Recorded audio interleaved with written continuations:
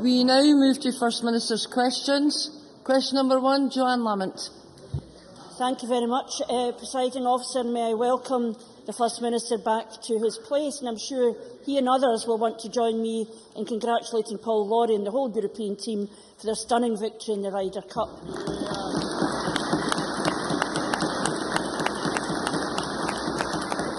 And can I ask the First Minister what engagements he has planned for the rest of the day? First Minister. For the rest of the day, issues take forward the Government's programme for Scotland. The victory in the Ryder Cup was an exceptional achievement for the European team, and therefore everyone in this chamber looks forward ever more to being in Gleneagles in 2 years' time to see that victory repeated. Joanne Lamont. Absolutely. Can I ask how the First Minister is going to make the almost £3 billion worth of cuts to come without anyone noticing? First Minister. Well, the Government has set out its plans in the budget, as we've done indeed for the last 5 years. And despite the enormous pressure, which Joanne Lamont correctly identifies from the Westminster Government, we've managed to balance that budget, secure Scottish public services, and in particular introduce vital social gains such as free education in Scotland. When I left for America, I thought these things were agreed largely across this chamber. I am now in a position where, when I left for America, it was just Joanne Lamont appearing on the same platform as Ruth Davidson. I'm now having to adjust the fact that Joanne Lamont is eluding her party to become the Conservative Party of Scotland. Joanne Lamont.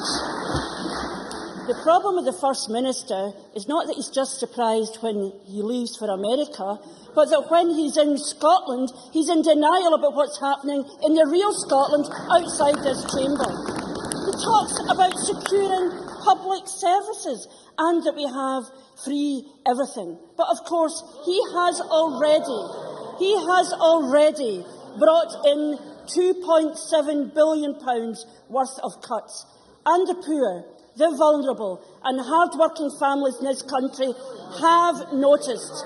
They have noticed the pensioner who needs help to wash, to dress, to feed themselves, suffering the indignity of just 15 minutes care visits in a day. The family paying more for childcare than for their mortgage. The 18,000 Scots denied a place at college. Or one of the thousands of working-class students who've had their bursaries cut by £900 a year. Those people see his cuts and don't see his Scotland, where everything is free and everything is fantastic. Who is going to pay? Who is going to pay when he delivers the next £3 billion worth of cuts? First Minister. Well, again, Joanne Lamont is correct to say that the Scottish budget is under severe attack from Westminster. That is true. It was under severe attack, incidentally, from the last Labour government as well. But the solution to that fact cannot be, surely, abandoning concessionary fares or free prescription or free personal fares, free personal care, or reintroducing tuition fees or abandoning the council tax freeze. How are the working families of Scotland going to be benefited from adopting the policies that the Tory party have adopted south of the border?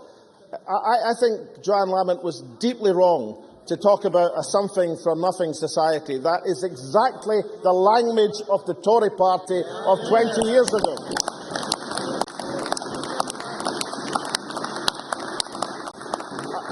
Another point of puzzlement is, yes, the cuts being imposed upon Scotland are severe, there is no doubt about that, but they were set out in the Comprehensive Spending Review. There is no difference in terms of these things than when we fought the election last year and fought the local elections this year. Except, of course, when we fought the election last year and the local elections this year, the Labour Party were in favour of retaining concessionary fares. We're in favour of free prescriptions. We're in favour of free personal care. We're in favour of free education. We're in favour of the council tax freeze. Indeed, they were trying to outbid the SNP on these vital parts of social progress. So the question that Joanne Lamont must answer is how, all of a sudden, as she had this conversion to sweeping away not just the gains introduced by this government, but the gains of having a Parliament for Scotland. Joanne Lamont. I don't think the First Minister listened to what I said about what's happening to people across the country. Because the question we should be asking, the First Minister says nothing changes, but the question we should be asking is who is paying the price for the benefits we are all getting currently from his spending choices. And he says we tried to outbid the SNP. One lesson we have learned, it is impossible to outbid the SNP in recklessness. And what we will do instead is demand serious government making the hard decisions so that these people are not paying that price. No wonder the First Minister thinks he needs to spend £1 million on spin doctors to try and spin his way out of this one. It tells you all you need to know about the First Minister. Care workers losing their jobs or getting their wages cut, but more SNP spinners hired. These cuts have to be brought in by 2016. Already John Swinney has delayed half the cuts he knows he has to make. Are we going to know more before the referendum in 2014, where this £3 billion worth of cuts are going to be made? Or is this government going to continue to try to con the people of Scotland and treat us all as fools? First Minister. Well, Joanne Lamont has called for a quality debate, so let's see if we can give her one. The terms of the argument against means testing, which is Joanne Lamont's direction of travel, was set out very famously in a document almost 20 years ago. And what it said was there is ample evidence that systems where benefits paid to the majority are considerably more popular, as well as more efficient, than those which reserve benefits solely for the poor. That was page 249 of the Commission on Social Justice set up by the late John Smith, indeed when Joanne Lamont was chair of the Scottish Labour Party. I don't understand why Labour have moved away from that fundamental principle. Perhaps, well, I hear the cries from the Labour benches, no, they haven't. Well, if they haven't moved away from that principle, then why is Joanne Lamont making speeches attacking these great gains on free education, free health for the people of Scotland? The reintroduction of mean testing would not be popular, I agree with that, but it also would not be efficient, I agree with that. That is one of the arguments put forward, that to hold society together, we have to make sure that certain things are so important, like free education in Scotland, that the people who are lucky enough to be in a position to make the contribution through their taxation can see the benefits socially as well. That's how you hold society together.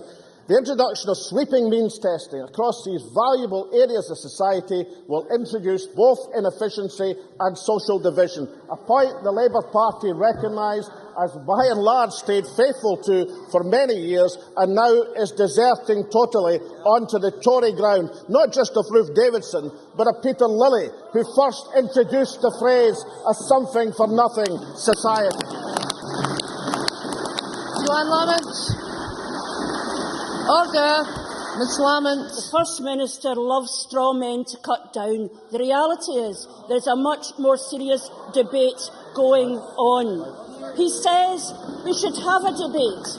He says he should have a debate, and he insults every family across the country who are worrying now about their children in school, their young people in college, and their older people worrying about their care.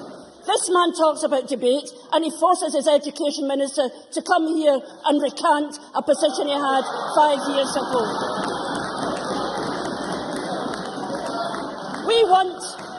We want to have a debate and test the evidence of where the balance that he knows should be there should lie. But I think I understand why the First Minister thinks everything is free. He's on £130,000 a year, spends almost £2,000 a week on hospitality, then gets the taxpayer to spend £1,300 a year for a TV package to watch the films and sports events He then gets them to pay for him to attend. The First Minister does not live in the real world. He lives in a world. He lives in a world. He lives in a world where it's fine to spend £400,000 to rent out a gentleman's club in Pall Mall, but doesn't worry about the care worker who's had their wages cut by £4,000 a year. He's not an economist. He's a fantasist. No wonder, from Hampden Park to the Ryder Cup, from George Square to the Edinburgh Tattoo, he gets roundly booed wherever he goes.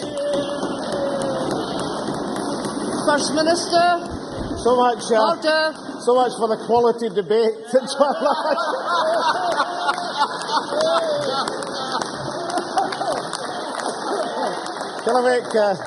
Can I make 3 points to Jan Lamont? The argument we put forward wasn't just put forward in our election manifesto in which we were elected. It was enunciated when we set out our programme for government. I set out the argument of a social wage, and it was done last year on the 26th of May 2011 in this chamber. Free university education, no tolls, no tax on ill health, and one bill, the council tax, that will not soar. That's the concept of the social wage. For the sacrifices that all of us make and should be making, there is the reward in the form of a society which will be geared to our values. We do things differently here, not because we can, but because we want to, and we should be proud of that.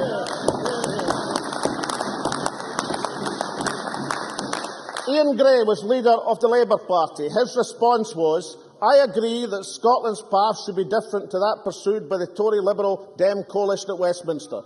There is a fairer, better way, and we will hold the First Minister to his promises on the social wage, as he has characterised it, on free personal care, on concessionary travel, on free prescriptions and free education.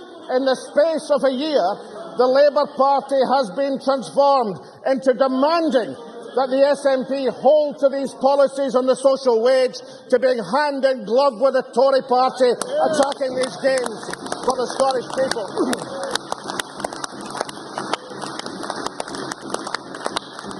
It's not just the reaction of the SNP to Joanne Lamont that she should be worried about. Let's talk about reaction to speeches, for example.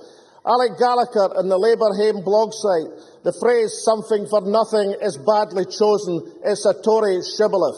George Anders's "What are we doing? Did we learn nothing from the new Labour nonsense?" David Wells, Labour used to endorse policies like free prescription, free tuition fees and the council tax fees. As the Labour Party becomes the new Tory party of Scotland, its support, which is already diminished, will vanish like snow off a dike.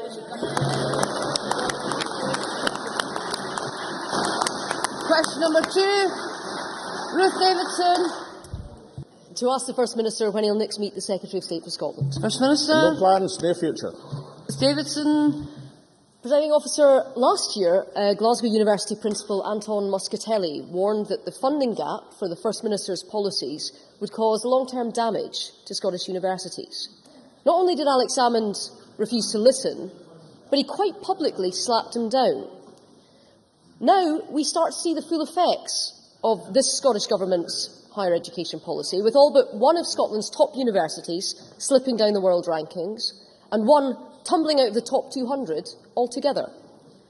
University principals like Professor Muscatelli were right all along. Will the First Minister now admit that his policies are creating a deepening crisis in Scottish education? First Minister. I think there's general acknowledgement, including by all university principals in Scotland, that the universities in Scotland are the best funded in these islands by far at the present moment. Indeed, the attack of the Labour Party has been that we're overfunding university education in Scotland.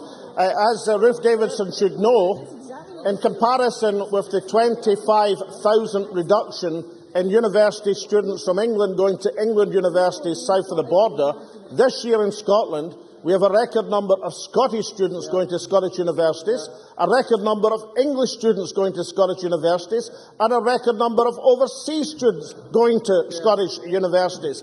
And I'd beware of quoting the report that she just cited. It describes the situation in England as a perfect storm of underfunding. how much better it would be, and every single university principal in England would gladly change places with the university principals of Scotland, who are properly funded and can look forward with confidence to an excellent future. Ms Davidson. Ms Davidson. Classic SNP playbook: attack the messenger, ignore the message, don't acknowledge responsibility, and for goodness sake, don't even think about answering the question. Well, perhaps the First Minister has spent too much time lolling on the Greens in America to pay any attention to our schools then. So let me take the First Minister on a journey through Scotland's education system. One child in every 5 leaves primary school unable to read and write properly.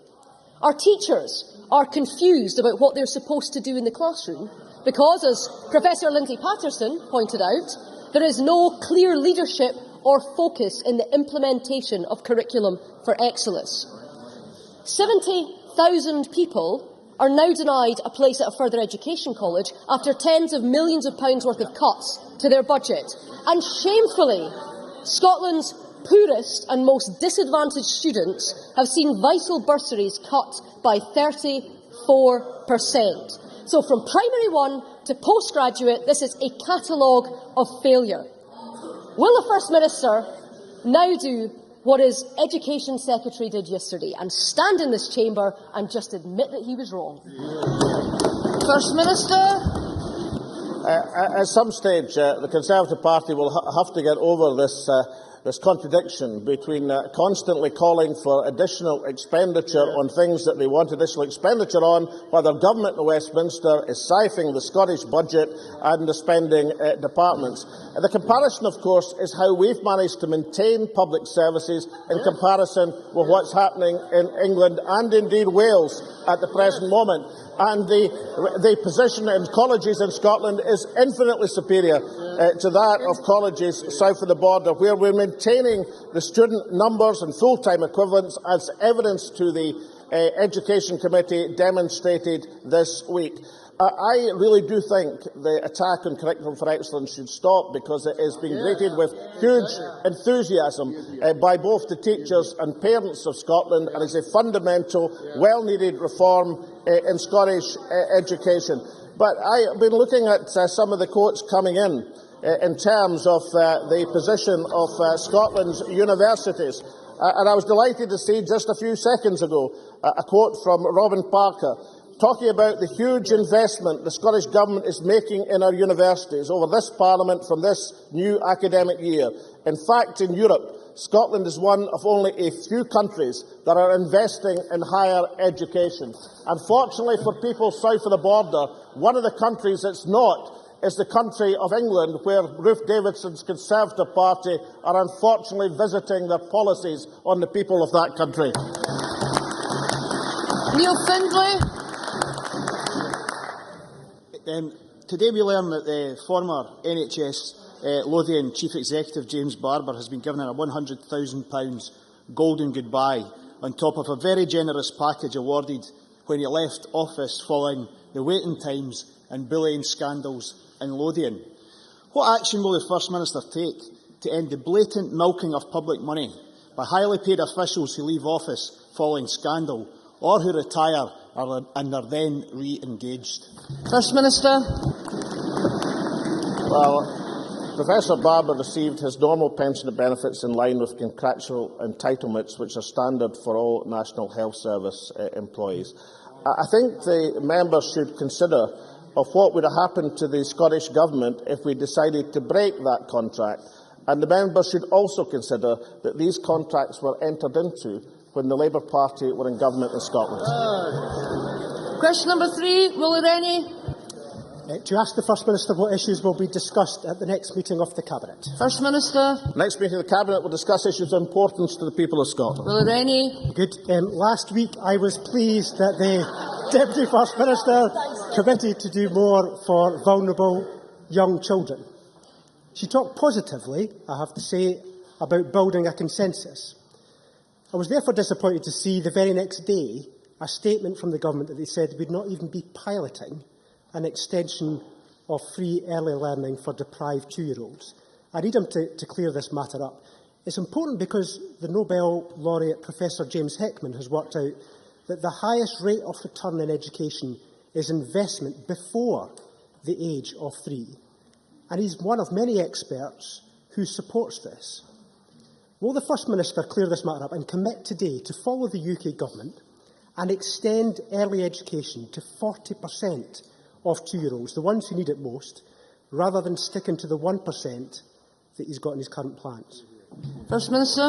As Willie Rennie knows, the plan to move 3- and 4-year-olds to 600 hours of early years education and childcare is superior not just to the 412 hours which we inherited, but superior to the plans in England, which are for less than that.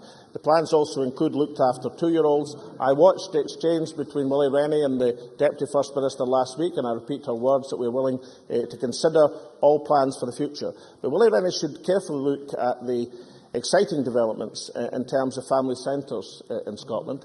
The mention that's been made of them, the fact that we have, thankfully, in the budget, decided to direct money into early years and prevention, early intervention as a part of policy, and see that there are a number of ways in which we can affect our shared aims, even against the dramatic budget pressure introduced by his government at Westminster.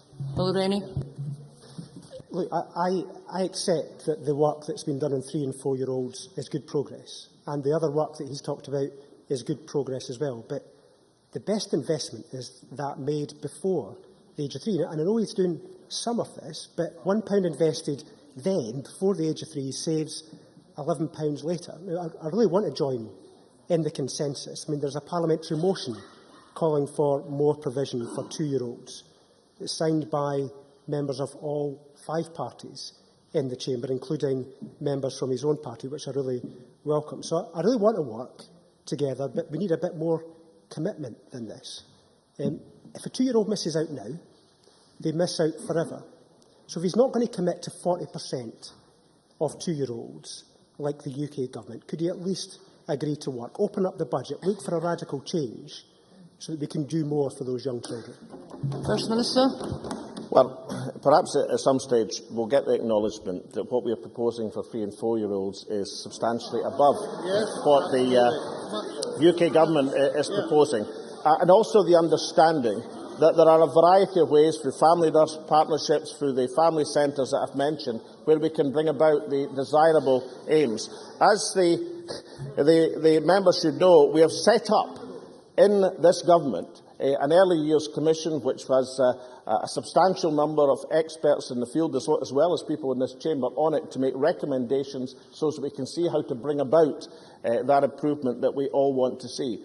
But can I say to Willie Rennie, one of the very first things to do is to allocate the intervention in the budget, which this government has done for early intervention, for preventative spending. And it's been an enormously difficult task, given the budget pressures that are upon us right now, to do that. That has been done by Mr Swinney, which gives us the basis to have a debate with action on how we can effect improvements in the early years. I'm rather interested, however, in just one aspect. I agree with him. I think the early years is of enormous, profound significance in terms of the future development of our children and our society, hence the move to intervention in the budget. But if we're going to debate this in terms of saying that everything that's taking place south of the border must automatically be matched in Scotland, then it does tend to overlook the whole variety of benefits and incentives and the platform of education and health which is being provided in Scotland, which of course is now being denied to people in England. Question number 4, Annabel Ewing. Thank you, Presiding Officer. To ask the First Minister what the benefits will be of Scotland staging the Ryder Cup at Gleneagles in 2014. First Minister. Ryder Cup. Order. The Ryder Cup is one of the biggest sporting events in the world. As the next host nation, the Scottish economy is expected to benefit by up to £100 million over the week of the event. In addition to the 45,000 spectators expected to attend each day at Gleneagles, the television coverage is expected to reach more than 500 million homes worldwide. That will provide a unique opportunity to promote Scotland on the world stage and to reinforce Scotland's place as the home of golf. Annabel Ewing. I thank the First Minister for his response, and as a local MSP, I'm certainly looking forward to the tournament coming to Gleneagles and to the economic benefits that it will bring. Can the First Minister outline what steps the Scottish Government is taking to ensure that young Scots are given the opportunity to participate in golf and, who knows, perhaps to compete in a future Ryder Cup themselves? First Minister. Well, it's a hugely substantial point. I mean, a key component of the Ryder Cup host nation agreement means the Scottish Government is committed to continue funding the Club Golf Initiative through to 2018 to deliver a post-event legacy beyond 2014. I'm very supportive of that initiative. I think it's fantastic. Since its inception, over 260,000 children have been introduced to golf at school. We are the home of golf. We are the history of golf. It's initiatives such as Club Golf which will make sure that Scotland is the future of golf as well. Question number 5, Jenny Mara.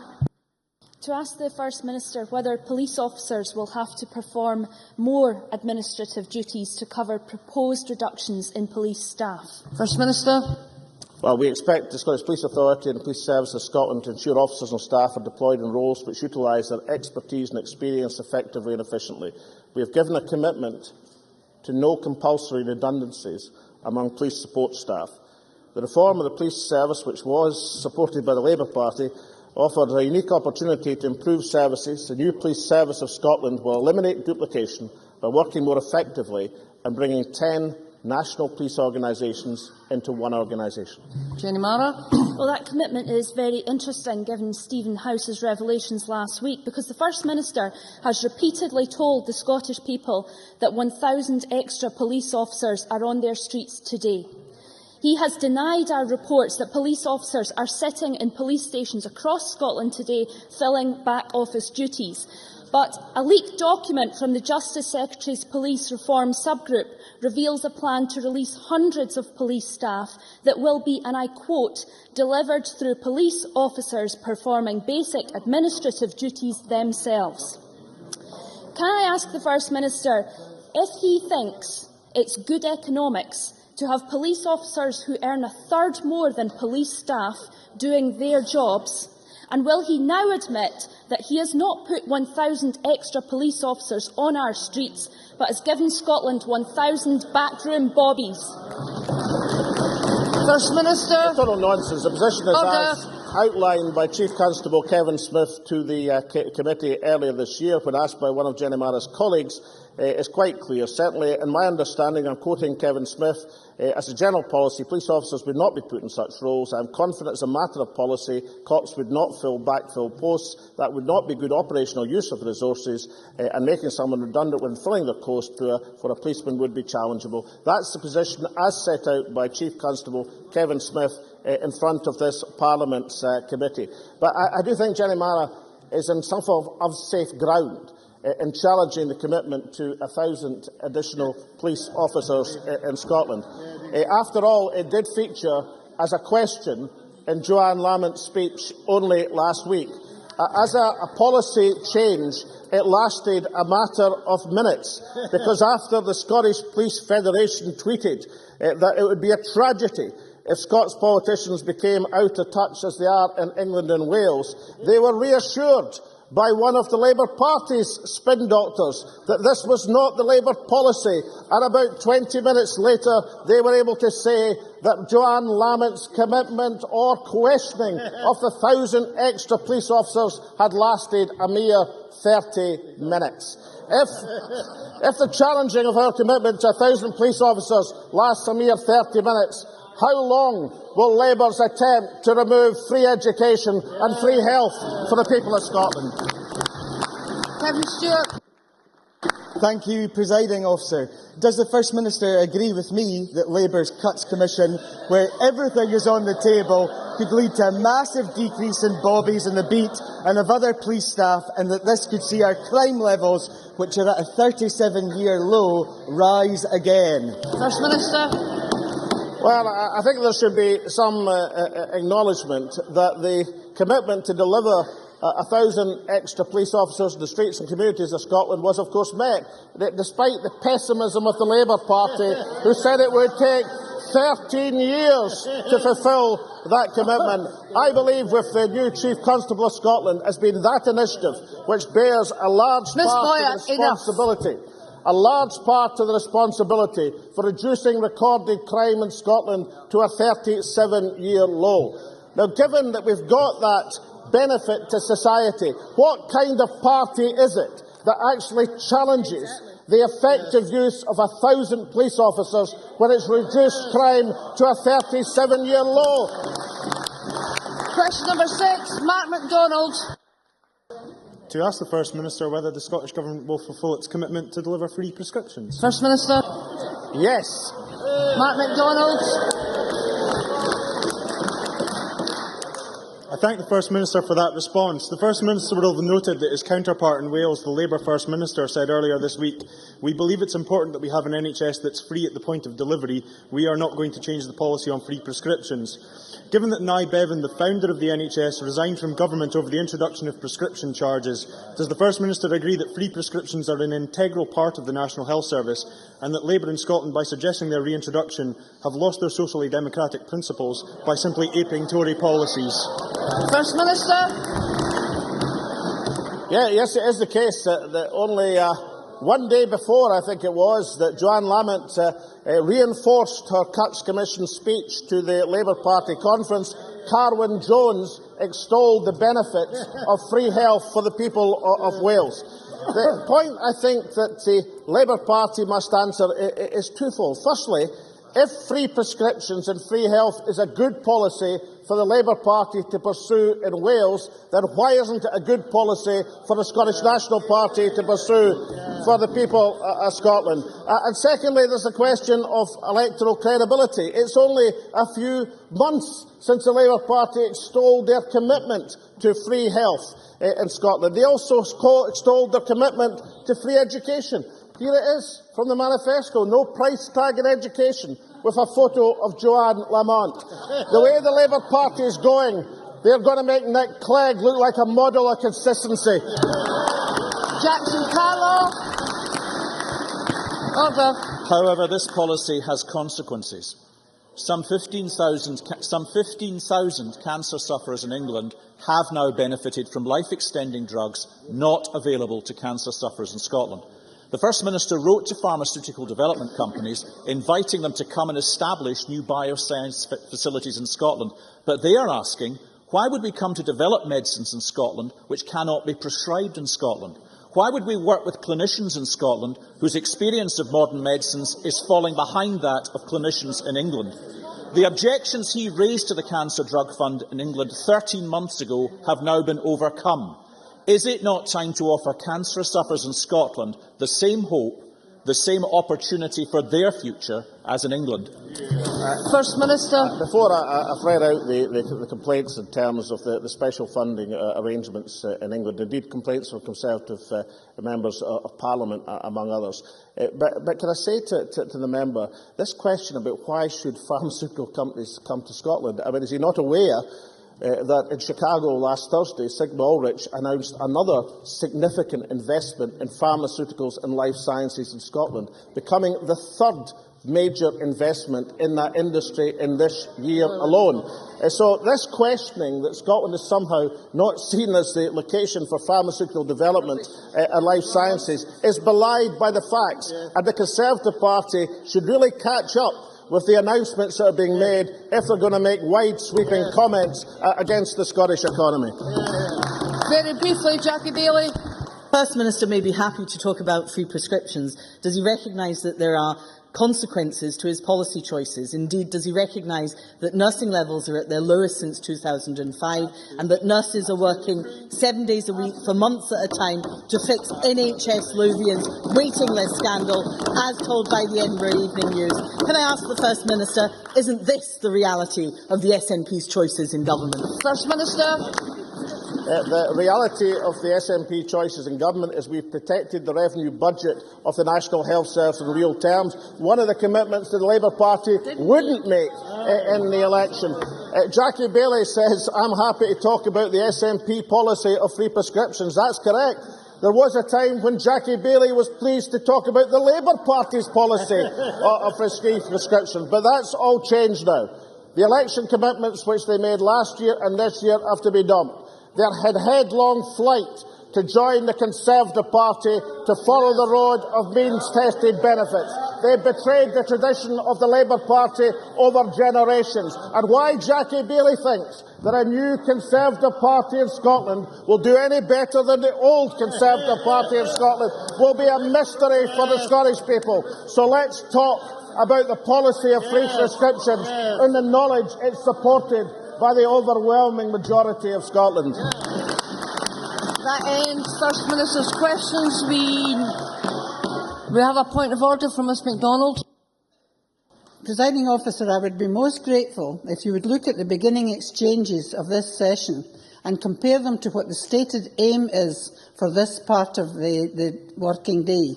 This is supposed to be for the questioning of the Executive by backbenchers. And so much time is being taken by ritualistic abuse from the front benches that there's no chance to get backbench questions in. You did your best today and you went to 5 minutes over the time. This is no criticism of the Chair. It is a criticism, though, of how we're allowing this session to stray far too far from the original intention. I thank Margaret MacDonald for that point of order. This is an opportunity to hold the First Minister to account, and while I always keep it under review, I'm quite sure that Margaret MacDonald will recognise that there were backbenchers from every party who were called today to question the First Minister. We now move to members' business.